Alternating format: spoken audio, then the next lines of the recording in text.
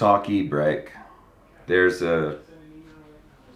two reasons why you would want an e-brake.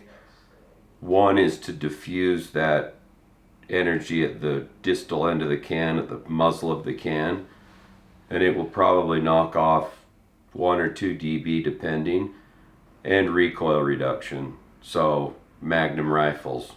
So it does have a place on the 5.56, 7.62, whatever, but mag rifles and a little bit quieter and a little bit better diffusion.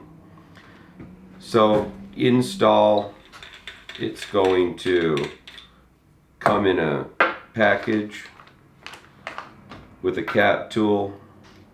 There's 2 different kinds of cap tools. There's a small pin that we started out with, and now we have a larger pin cap tool. It will work on either. You can buy either tool if you need one or the other. You will remove your end cap, put the e-brake on, tighten it down, and then put the end cap back in it. The e-brake comes in Nomad and Sandman size. You can put they'll obviously interchange.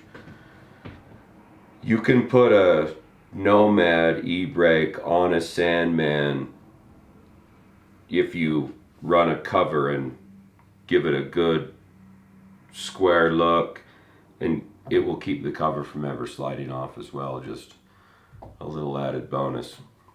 When it comes to Wolverine and Wolfman, you need to keep in mind that the e-brake has essentially a baffle in it, if you will, and that is 30 caliber. So if you put it on an AK, you want to rod check it to make sure that you get clearance for your projectile to pass through it. And you obviously cannot use it on 9mm on a Wolfman. So that's just a little something to keep in mind. It's 30 cal and it will obviously not a problem on 30 cal cans, but as you know, AKs can be a little crooked and sub guns are too big when they're 9.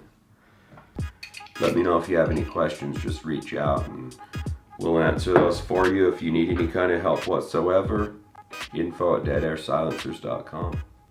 Hey, thanks for watching our video. Some buttons should be poking up right now. If you'd hit one of those, that'd really help us and keep me out of trouble with our marketing guy. Hit it! Come on, it's not that hard, dude. Work with me.